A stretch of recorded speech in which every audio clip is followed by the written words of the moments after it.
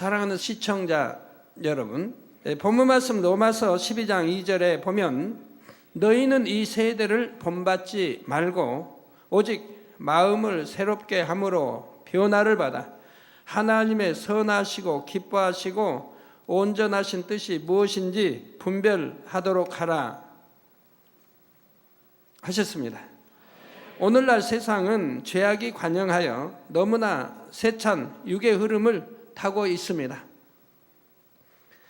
그러다 보니 악을 행하면서도 악인 줄 모르며 선을 찾아보기도 어려운 세대가 되었지요.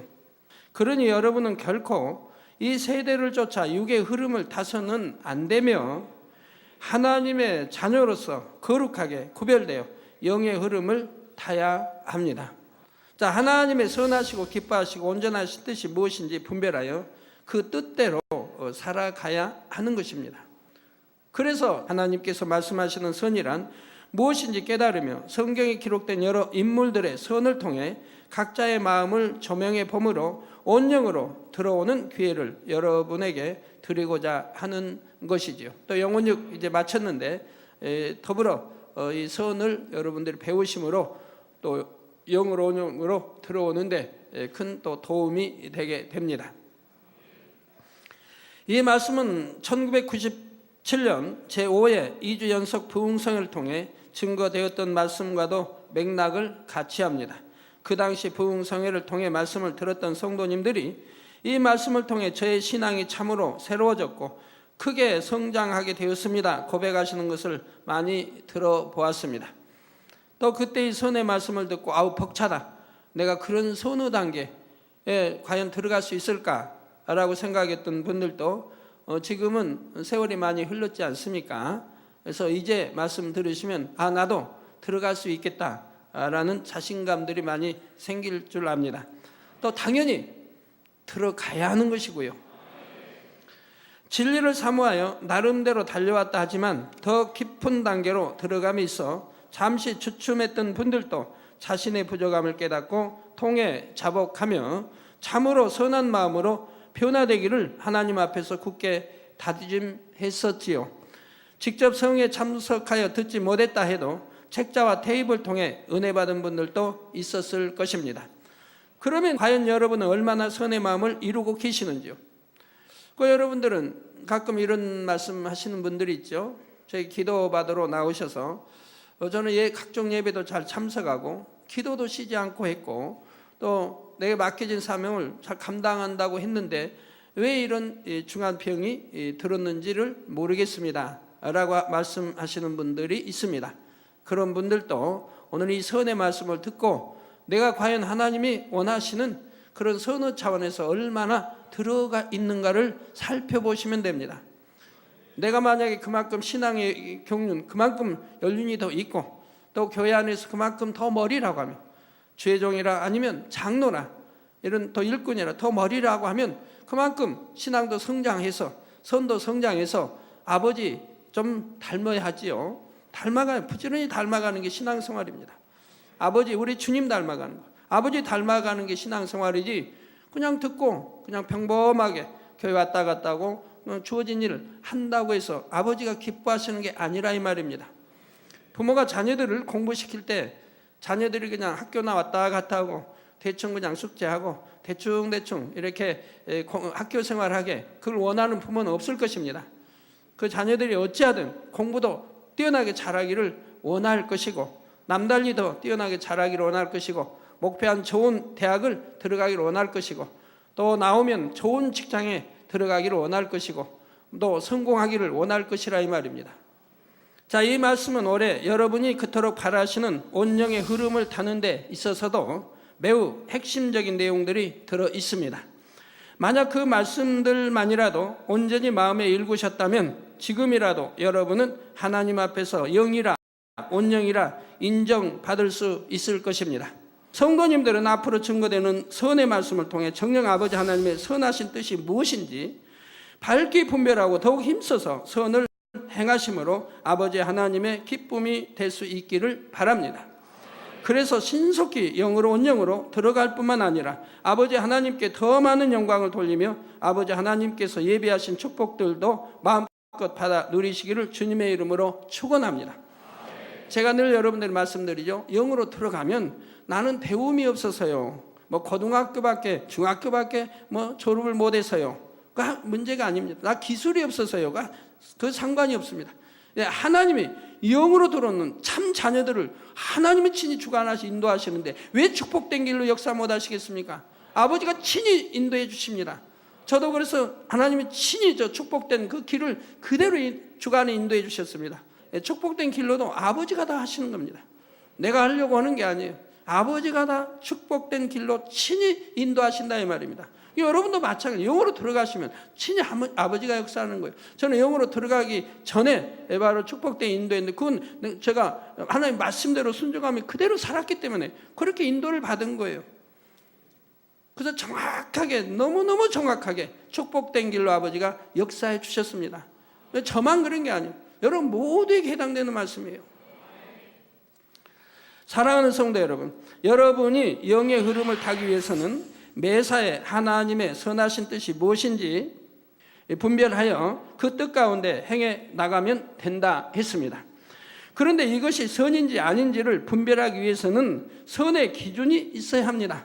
여러분 선 사랑하시죠? 선해지고 싶으시죠? 하나님이 선, 우리 아버지 하나님이 선이시니 우리도 아버지 닮기 원하니 선해지고 싶지 않습니까? 근데 막연히 선 해가지고 선이 어디까지인지 뭐 기준이 없다 이 말이에요.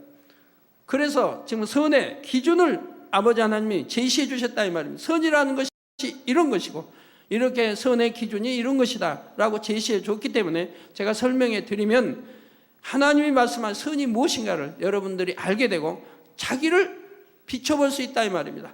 아, 정말 내가 선한가? 아니면 선이 아니면 반대 악인데 내가 선한가? 선하면 얼만큼 선한가를 이제 분별이 되게 되지요. 바로 절대적인 선, 온전한 선을 알아야 그 기준에 맞춰서 분별할 수 있는 것이지요. 누가복음 18장 18절에서 19절에 어떤 사람이 예수님을 향해 선한 선생님이여 라고 부르자 예수님께서는 내가 어찌하여 나를 선하다 일컫느냐, 하나님 한 분 외에는 선한 이가 없느니라 하셨습니다. 바로 하나님만이 온전히 선하시며 하나님의 말씀인 성경이 선의 기준인 것이지요. 물론 우리 주 예수님과 성령님도 근본 하나님의 본체이시므로 주님과 성령님의 마음도 선 자체이십니다. 그러면 이때는 선 자체가 되시는 예수님께서 왜 하나님 한 분 외에는 선한 이가 없다 하신 것일까요? 이는 당시 사람들이 예수님께서 근본 하나님의 본체시요 하나님의 아들이신 줄 모르고 피조물인 사람으로 여겼기 때문입니다. 그러므로 예수님께서는 하나님 한 분만이 선하다 말씀하시므로 피조물로서는 결코 스스로 온전한 선에 이룰 수 없음을 깨우쳐 주신 것이지요. 또한 예수님께서는 아무 죄도 없으시지만 모든 인류의 죄를 대속하기 위해 이 땅에 오신 상태입니다. 십자가에서 구속의 사업을 끝내시기 전까지는 인류의 죄를 대신 지셔야 하는 화목제물의 입장이기에 스스로 선하다 말씀하시지 않은 것입니다. 그런데 예수님께서 이 땅의 사명을 다 감당하시고 죽음에서 부활하신 후 구세주가 되셨을 때에는 주님의 선도 아버지 하나님의 선과 온전히 하나라는 사실입니다. 또한 성령님의 마음도 온전한 선이시기에 성령을 선물로 받은 하나님의 자녀들이 온전히 성령의 소욕을 쫓아 행하면 누구나 온전한 선의 마음을 가질 수가 있는 것입니다. 하나님 말씀이 우리 안에 거하게 되면 바로 우리가 주님 안에 하나님 안에 거하는, 즉 함께 하는 것이라 말씀하시지 않았습니까? 성도 여러분, 세상 사람들이 생각하는 선과 하나님께서 보시는 선의 기준은 전혀 다릅니다. 여러분이 예전에는 선인 줄 알았던 것들 중에도 하나님의 말씀을 듣고 배우게 되자 그것이 선이 아니었구나 하고 깨닫게 된 것이 많이 있을 것입니다. 세상에서 나름대로 선하게 의롭게 살았다 해도 성령께서 온전한 선을 마음에 비춰주시면 자신에게 선하지 않은 모습이 너무나 많이 있었음을 깨닫게 되는 것이죠. 그러면 세상에서는 어떤 사람을 선하다고 합니까? 사전에 선이란 단지 착하다, 좋다, 아니면 사람의 좋고 나쁨과 마땅하고 마땅하지 않음을 가리는 일이라고 정의하고 있습니다. 마땅하지 않는다 하면 그걸 선택하지 않을 것이고, 마땅하다는 걸 선택할 것이고, 좋다는 걸 선택할 것이고, 착하다는 걸 선한 사람은 당연히 택할 거 아니겠습니까? 사람들은 이러한 막연한 기준을 다시 각자의 기준에 맞춰서 양심이라는 틀을 만듭니다. 자기 나름대로 다 양심의 틀을 만들어 간다 이 말입니다. 그리고 그 양심이라는 기준에 의해 어떤 것이 선하다, 선하지 않다 말하지요. 그러니까 그 양심이 선인 것도 아니고, 다 양심이 선하다 해서 선한 것도 아니고, 다 기준이 사람마다 다르다 이 말입니다. 배움이 다르고, 부모 만남과 환경과 또 어느 책을 보고 어느 스승을 만나고, 그게 종합적으로 자기를 만들기 때문에, 그러게 내가 선하다고 해도 그게 선이 아닌 것이고, 의라고 해서 의가 아닌 것이라 이 말입니다. 그런데 사람의 양심은 결코 온전한 선의 기준이 될 수가 없습니다. 영혼적 교육에서 배우신 것처럼 양심은 진리와 비진리, 즉 하얀 마음과 검은 마음이 서로 혼합된 마음이기 때문입니다. 사람들이 태어나 자라면서 자기 나름대로 진리와 비진리를 섞어서 진리는 이것이다 라고 자신의 가치 판단 기준을 만들어내지요. 그러니 양심에는 비진리도 섞여 있으며 지역마다 혹은 시대마다 달라집니다.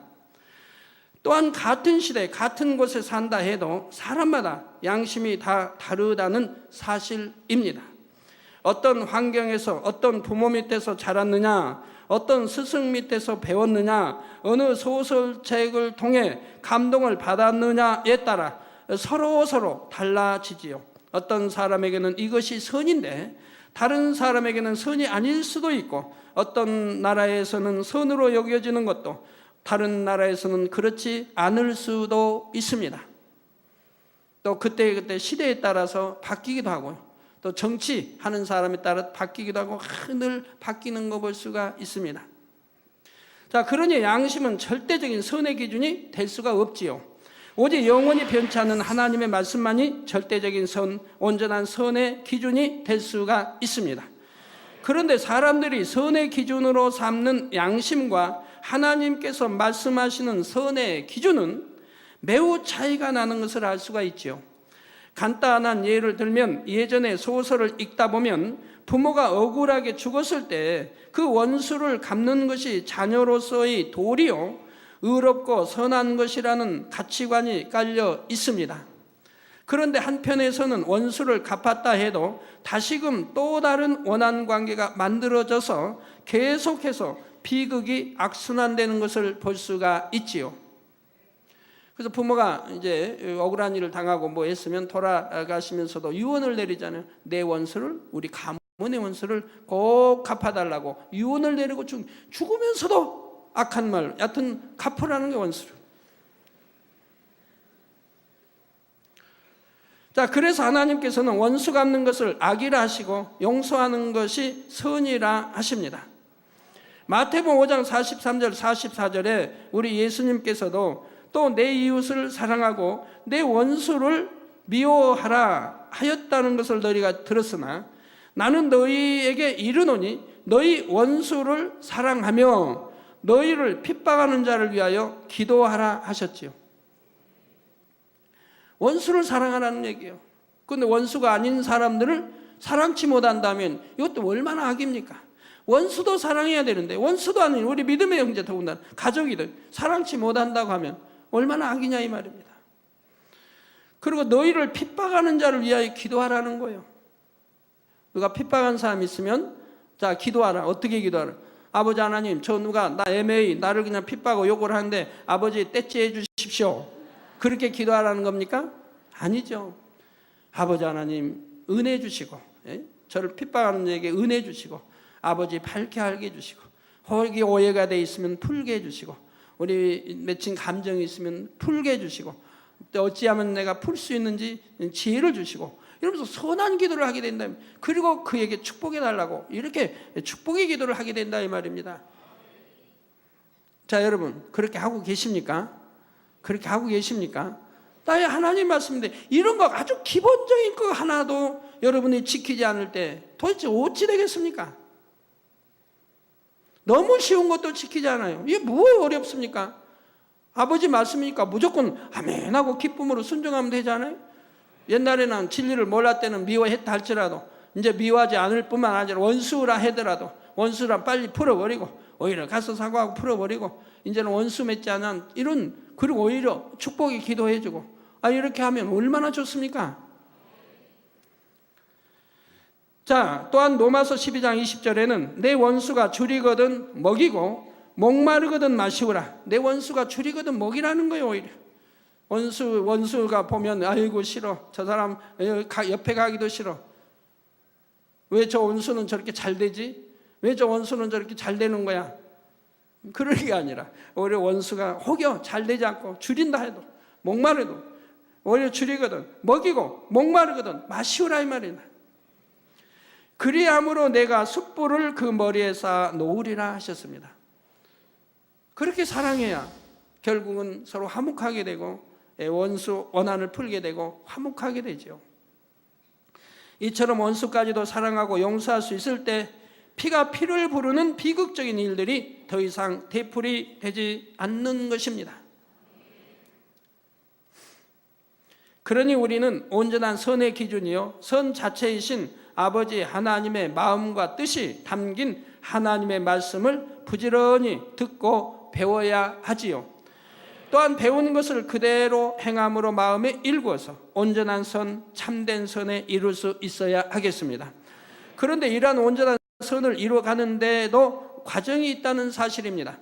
믿음도 다 같은 믿음이 아니라 구원받은 사람의 초보적인 믿음이 있고 영으로 이루는 사람의 온전한 믿음이 있지요.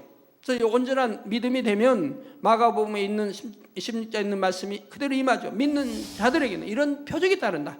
그래서 쭉 표적이 나오죠. 그럼 믿는 자들은 그런 표적이 따른다 이 말이에요. 근데 오늘 수많은 사람이 믿는다고 한다 이 말이에요. 수많은 주의종들이 다 믿는다고 한다 이 말입니다. 그런데 왜 그런 표적이 안 따르냐 이 말이에요. 그럼 답답해야 할 것이라 이 말이에요. 내가 믿는다고 하는 것이 뭐가 잘못됐구나 하는 걸 깨달아야 된다 이 말입니다. 하나님의 말씀이 잘못될 리는 전혀 없다 이 말입니다.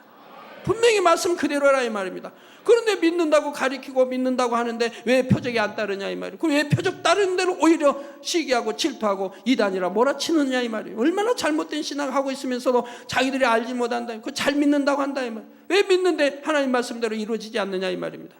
왜 우리 성도님들은 많은 성도님들이 그런 표적이 따르느냐 이 말입니다. 바로 온전한 믿음을 가졌기 때문 아닙니까? 온전한 믿음을 가진 사람이 어찌 누구를 판단하고 정죄하며 수군거리며 할 수 있습니까? 재판장이 될 수 있습니까? 하나님만이 우리의 재판장이 될 수 있는데 그런 악을 행하면서도 깨우치지를 못한다 이 말이에요. 그리고 그런 말씀을 어떻게 설교하는지요? 참 궁금하네요. 자, 1층에서 2층에 올라가려면 계단을 밟아 올라가야 하듯이 선도 최고의 온전한 선의 단계에 이르기까지 과정이 있는 것입니다. 이제부터 온전한 선의 단계에 이르는 과정을 간단히 4단계로 나누어서 말씀드리도록 하겠습니다. 먼저 선의 1단계입니다. 이 선의 1단계는 악으로 나오는 상대에 대해 마음에는 좋지 않은 감정이 있다 할지라도 함께 악으로 대응하지 않는 단계입니다. 예를 들어 누가 여러분을 욕하고 때리는데 같이 욕하고 대응하는 것이 아니라 그것을 잠잠히 참았다고 합시다. 맞서 싸우면 무슨 소용이 있나? 하나님께서 악을 악으로 갚지 말라 하셨으니 내가 참자 하면서 악으로 대항치 않는 것입니다. 그런데 속으로는 억울하고 속상하여 마음이 불편하고 불편한 마음을 참자니 속이 부글부글 끓어오릅니다. 그럼에도 하나님의 말씀을 알기에 또는 나름대로 갖춰진 교양을 지키기 위해 감정을 꾹 눌러 참고 있는 것이지요. 이런 사람은 겉으로 보기에는 참으로 선하고 온유해 보입니다. 세상에도 이런 사람들이 있기는 하지요. 분명 바보가 아닌데도 대응하여 싸우지 않고 그냥 참으니 법 없이도 살 사람이다 인정받기도 합니다. 그래서 저 사람은 법이 없이도 살 사람이다 라는 말을 듣게 된다 이 말입니다. 그런데 하나님께서는 이런 사람을 보시고도 선하다 하시지는 않습니다. 하나님께서는 사람의 외모를 보시는 것이 아니라 중심을 보시기 때문입니다. 악의 맞대응에 싸우는 사람보다는 낫지만 마음이 불편하면서도 그것을 눌러 참는다는 것은 여전히 그 속에 악이 있다는 증거가 되지요. 그러니 악을 악으로 갚지 않는다 해도 그 마음에 여전히 악의 감정이 있다면 이는 결코 하나님께서 인정하시는 선의 차원에 들 수 없다는 사실입니다. 제가 우리 사택 지을 때 옆집 새로 지은 집에서 자기 집 금이 갔니 하여튼 울렸는 집 좀 하면서 좀 요구를 합니다.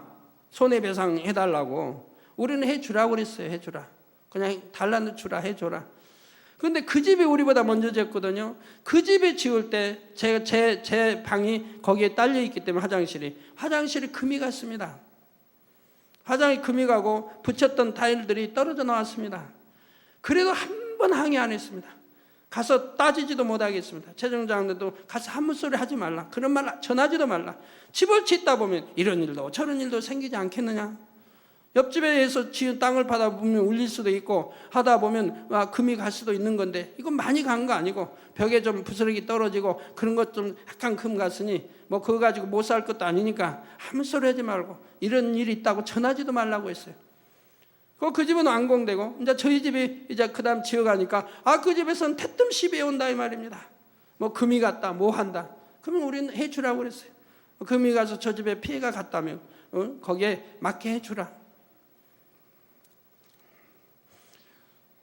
우리가 선을 쫓아가면 손해가는 것 같죠. 당장은 손해보는 것 같죠. 그러나 그게 아닙니다. 아버지 하나님이 얼마나 기뻐하시겠습니까? 이제 아버지가 축복을 주시면 되는 거죠. 아버지로부터 받으면 되는 거예요. 사람에게 받는 게 아니에요. 아버지로부터 받으면 된다 이 말입니다. 그래서 저는 이제 처장로에게 이야기하기를 하여튼 좀 금이 갔대나요? 하여튼 했으니까 보상을 해달란다고 해서 처장로한테 그랬어요. 나 그 집이 지을 때 우리는 이렇게 금이 그래도 가고 벽이 떨어지고 이렇게 했지만은 그러나 그런 말 하지 말라. 그런 말 하지 말고 그냥 달라면 줘라. 그렇게 이제 했죠. 자, 그런데 오늘날 하나님을 믿는다면서도 세상 사람들보다 못하게 악을 행하는 사람들이 있지요. 진실로 하나님을 믿는다면 선으로 가득한 하나님의 말씀도 믿을 것이며 그 말씀대로 지켜 행하고자 노력할 것입니다. 잠언 8장 13절에도 여호와를 경외하는 것은 악을 미워하는 것이라. 나는 교만과 거만과 악한 행실과 패역한 입을 미워하느니라 했습니다. 즉 아버지 하나님이 미워하신다 이 말입니다. 여호와를 경외하는 것은 악을 미워하는 것이라. 악을 미워하는 것이 여호와를 경외하는 것이라. 악을 미워하기 때문에 진리선대로 살아간다 이 말입니다. 그리고 나는 교만과 거만과 악한 행실과 패역한 입을 미워한다고 했습니다. 그러므로 하나님을 정녕 믿는다면 하나님을 경외함으로 악을 미워하게 되고 선을 쫓아 행하게 되는 것입니다. 그런데 하나님을 믿는다 하면서도 세상 사람들과 같이 악을 행하거나 심지어는 더욱 악을 행한다면 이는 하나님을 경외하지도 믿지도 않는다는 것을 스스로 입증하는 것이지요. 누가복음 18장 8절 후반절에 우리 예수님께서 인자가 올 때 세상에서 믿음을 보겠느냐 말씀하셨습니다. 마지막 때가 가까울수록 죄악이 관영하여 그만큼 선을 찾아보기 어렵게 되고 진실한 믿음 가진 사람을 찾기도 어려울 것을 말씀하신 것이지요. 그런데 어둠이 짙으면 짙을수록 반대로 작은 불빛도 눈에 잘 띄는 것입니다. 이처럼 사랑이 식어지고 날마다 더욱 심한 악으로 치닫는 이 세대 가운데 우리 성도님들이 참된 선을 행해 나가신다면 어두운 세상의 빛이 되어 많은 사람들을 빛 가운데로 이끌 수가 있지요. 그래서 결과적으로 아버지 하나님께 많은 영광을 돌릴 수 있게 될 것입니다. 그런데 악으로 대항치 않고 눌러 참는 것만 가지고는 중심을 보시는 아버지 하나님 앞에서 참으로 선하다 인정받을 수 없다 했습니다. 그러면 아버지 하나님께서 인정하시는 선은 과연 어떠한 마음과 행함을 가지는 것일까요? 바로 지금부터 말씀드릴 선의 2단계부터가 하나님께서 인정하시는 선의 단계입니다. 아까는 이제 선의 1단계를 말씀드렸어요. 누가 나를 뭐 미워하든 욕을 하든 그래도 대항치 않냐고 내가 참고 다 뭐 이해해버리고 다 소화시켜버리는 거. 이게 이제 선의 1단계인데 하나님은 이 선의 1단계를 선이라 하지 않고 세상 사람들이 말하는 선이라 이 말입니다. 하나님께서 말씀하신 선은 지금부터 말씀드리는 믿음의 2단계부터가 하나님 말씀하시는 선에 들어간다 이 말입니다. 그러면 선의 2단계는 무엇일까요? 악을 악으로 갚지 않으면 물론이요, 마음에도 어떤 불편한 감정이 없는 것입니다. 마음이 불편하고 속이 상해도 꾹꾹 눌러 참는 것이 아니지요. 아예 미움도 불편함도 없고 상대에 대한 어떤 감정도 품지 않는 차원입니다. 이는 바로 마음에 악이 전혀 없는 상태로서 영의 마음이라 할 수 있는 것이고요. 바로 이 상태가 아버지 하나님께서 인정하시는 최소한의 선의 단계라는 사실입니다. 그런데 물론 이렇게 되기까지는 과정이 있습니다. 악한 일을 당할 때 악으로 갚지는 않는다 해도 순간 마음의 감정이 일거나 요동하는 경우가 생길 수가 있지요. 그러나 이럴 때도 인의 마음을 다스리며 선으로 이해하고자 노력해 나가다 보면 나중에는 순간의 감정조차도 일어나지 않는 그런 선을 이룰 수 있는 것입니다. 이게 선의 단계에 들어갈 때 이런 일들을 이제 겪게 되죠. 그러면 순간 또 다스리고 금방 잊어버리고 이제 이렇게 좋은 감정으로 금방 바꾼다 이 말. 자, 이런 것도 몇 번씩 되풀이하게 되면 그 다음에는 어떨까요? 그런 감정이 일어나질 않죠. 순간이라도 일어나지 않죠. 이렇게 되어져야 한다 이 말입니다. 동정녀 마리아의 남편인 요셉의 경우를 보면 이런 모습을 볼 수가 있습니다.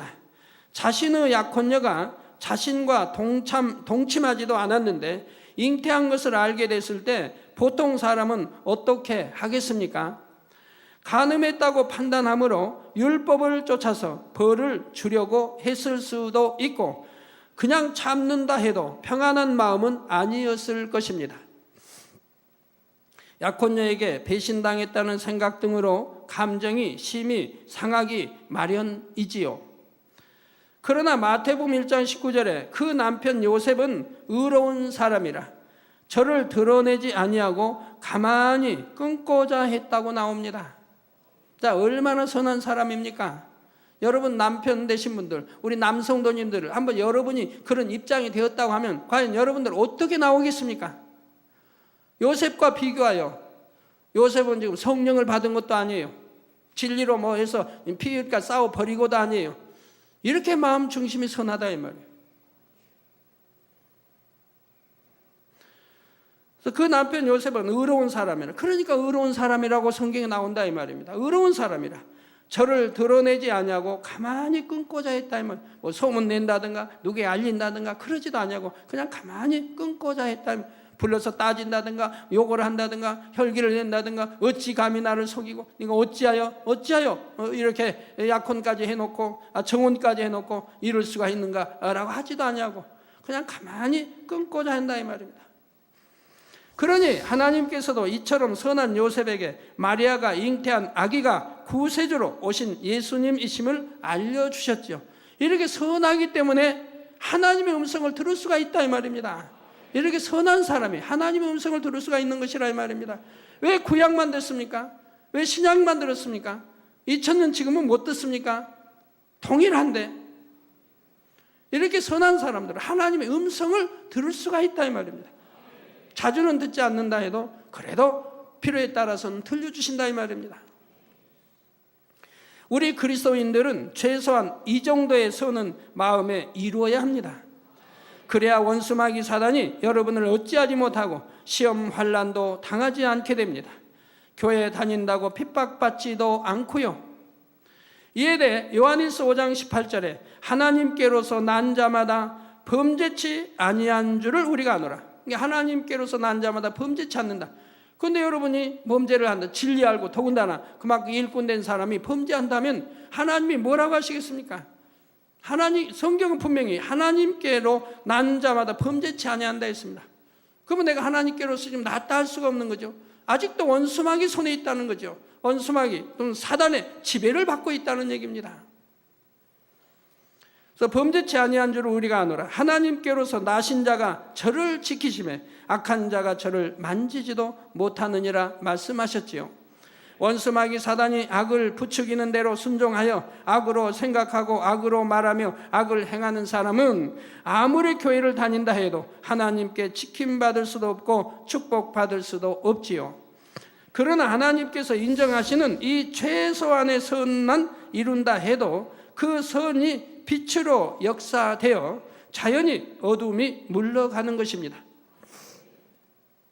우리 성도님들은 이러한 사실을 알기에 어찌하든 선으로 영으로 변화되려고 노력하시는 줄 압니다. 그래서 많은 분들이 이 선의 2단계 가까이에 들어오고 있고요. 그런 분들은 이제 말씀드릴 예를 통해 자신의 마음이 정녕 선한가를 점검해 볼 수 있기를 바랍니다.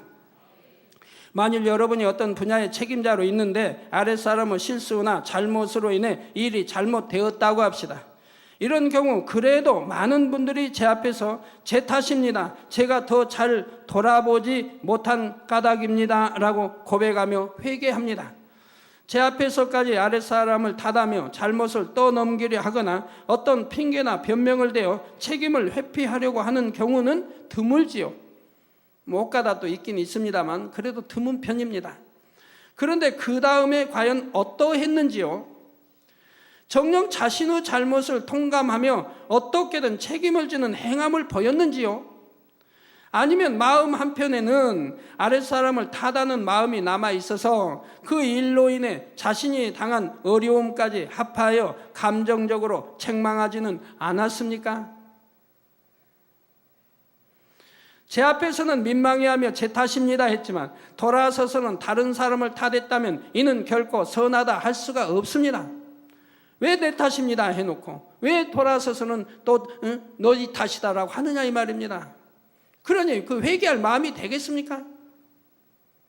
내 탓입니다 했으면은 비록 아래에서 잘못했지만 그래도 내가 책임자이기 때문에 내 탓이라고 했다면 감독 소홀이든 잘못이 내 탓이라고 했다면 자기를 반성하고 자기를 변화시켜서 아랫사람을 더 사랑하고 더 어떻게 하면 내가 실수하지 않게 아랫사람이 잘할 수 있게 할 수 있을까 하고 권면하고 힘을 북돋아주고 죄를 못 얻어서 잘할 수 있도록 이렇게 만들어줘야지. 금방 돌아서서는 네 탓이라고 책망한다면 그 얼마나 악한 사람이냐 이 말. 그리고 내 탓입니다 한 것도 거짓말 아닙니까? 선한 사람은 억지가 아니라 진심으로 내 탓이라 고백하며 자신을 돌아봅니다. 자, 그럴 때 아버지 하나님께서도 은혜를 주시며 다음에 또다시 그런 일이 생기지 않도록 지켜주신다는 사실입니다. 내 탓이라고 청력 나를 돌아보고 내가 돌이키고 내가 잘해서 실수내지 않도록 하려고 한다면은 그런 영혼을 하나님이 사랑하시고 은혜 주시고 능력 주셔서 변화시켜 주신다면, 그래서 잠언서 12장 2절에 선인은 여호와께 은총을 받으려니와 악을 꾀하는 자는 정죄하심을 받으리라 말씀하신 것이지요. 그런데 한 가지 더 살펴볼 것은 직접 자신과는 관련이 없다 할지라도 다른 사람이 책망을 듣는 것을 보았을 때입니다. 나는 상관없는 일이니 다행이다 하거나 자신도 책망을 하는 사람의 입장에서 마음속으로 함께 책망하지 않았는지요? 아니면 고소하게 혹시 생각하지는 않았는지요? 그러면 그렇지 잘됐다라고 혹시 생각하지는 않았는지요? 정녕 마음이 선한 사람은 자신 때문에 다른 사람이 어려움을 당할 때는 물론 마음에 심한 고통을 받습니다. 그런데 자신과 직접 관련된 일이 아니라 해도 내가 도와줬더라면 그렇지 않았을 텐데 하며 민망한 마음으로 자신을 돌아본다는 사실입니다. 그러니 자신이 직접 관련된 일인 경우는 당연히 모든 상황을 진실하게 말할 것이며 이르 결과에 대한 책임도 의당 자신이 져야 할 것으로 여길 것입니다. 그래서 선한 마음을 가진 사람들이 때론 어려움과 곤욕을 당하는 것처럼 보일 때도 있지만 결국은 하나님께 사랑과 축복을 받게 됩니다. 그러므로 더욱 선을 사모함으로 매사의 모든 일을 선으로 생각하고 선한 마음을 가지며 선으로 행하시는 모든 성도님들이 되시길 바랍니다. 결론을 말씀드립니다. 사랑하는 성도 여러분, 오늘은 선의 단계 중 두 번째 단계까지 살펴보았습니다. 선의 1단계는 악을 악으로 대항치는 않으나 마음에는 악의 감정이 남아있어 그것을 눌러잡는 단계라 했지요. 다시 지금 반복합니다. 꼭 명심해 주세요. 이는 세상 사람들에게는 선하게 보일 수 있으나 하나님께는 선하다 인정받을 수 없다라고 또 말씀드렸습니다. 그러니까 이제 2단계부터 선에 들어간다 이 말입니다. 하나님께서 선하다 인정받을 수 있는 단계는 바로 선의 2단계부터라 지금 말씀드렸습니다. 그래서 선의 2단계는 악을 악으로 갚지 않으며 마음의 어떠한 감정도 품지 않는 단계라고 말씀드렸고요. 여기까지 잘 기억하고 계십니까? 그래서 여러분이 무슨 일을 당할 때 마음에 감정이 일른다. 그것도 아직 악이 있기 때문에 그런다면 그걸 버려야 된다 이 말입니다. 그게 없어져야 된다 이 말이에요. 그래야 마음대로 마음을 다스릴 수가 있다 이 말이에요. 다스릴 수가. 어떤 때는 의를 내야 할 때도 있는 겁니다. 어떤 때는 분을 내야 할 때도 있습니다. 그러나 그것이 선 속에서 나옵니다. 저 우리 주님처럼 말입니다. 주님이 하나님의 성전에서 사고 파는 일이 있기 때문에 우리 주님이 진노하셨다 이 말입니다. 그래 놓고는 채찍으로 만들어서 상을 엎으시며 했다 이 말입니다. 그건 아버지 전을 더럽혔기 때문에 그랬다 이 말입니다. 아버지 전을 더럽힌다고 이 성전 안에서 한 건 아니에요. 왜? 그 당시는 제사장에는 성전을 들어가지도 못하니까요. 바깥 뜰에서 나 제사드려야 하니까요. 이게 바깥 뜰에서 사고 팔았는데 하나님께 제사드릴 소와 양을 사고 팔았는데도 우리 주님은 진노하셨다 이 말입니다. 그런데 오늘날 성전 안에서 혈기내고 성전 안에서 범죄하고 성전 안에서 합당치 않은 일들을 하는 사람들은 배짱이 얼마나 좋은 거예요. 하나님 전을 거리고 하나님 지켜 내려다보고 계신 앞에서 범죄하고 하나님 욕되게 하니 배짱이 얼마나 좋아요. 이건 성과는 전혀 거리가 먼 사람들이에요. 그러니 그런 분들은 정말 하나님 앞에 통해 잡아가고 또 하고 또 해야 됩니다. 하나님의 그 진노와 저주를 풀려고 하면 또 하고 또 하고 또 해야 되는 거예요.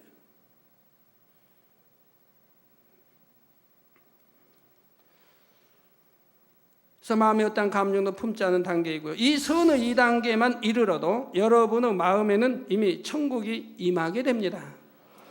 불편할 것도 힘든 것도 없이 날마다 아버지의 은혜와 사랑이 넘치고 행복과 기쁨, 감사만 임하게 되지요. 대입에 들은 말씀과 좀 닮았잖아요. 저 영으로 들어가시면 성령이 내 안에 평안을 주시고 기쁨, 행복을 주시고 그렇게 된다고 말씀드렸죠. 바로 이렇게 영으로 들어가시면 바로 이 선이 임하죠. 이 선이 임한 사람들이 이미 영으로 들어간 사람이죠. 또한 원수 마귀 사단이 그에게 역사하지 못하나 만약 시험이 온다 해도 이는 축복의 시험입니다. 어떤 연단을 통해도 이제 영으로 들은 사람이 또 연단을 받으면 그건 온영으로 또 들어가기 위해서 그러는 거예요. 영의 단계가 있기 때문에 그걸 깨우치고 들어가려면 그만큼 또 연단이 오는 거예요. 그건 축복의 연단인 거예요. 다 결과는 축복이라 이 말입니다. 그런 연단을 통해서 하나님이 원하시는 그런 영의 위치에 올라설 수가 있다 이 말입니다. 연단을 통해서 그만큼 마음이 강하고 그만큼 마음을 지배하고 다룰 수 있는 그래서 그만큼 영의 단계로 올리신다 이 말입니다.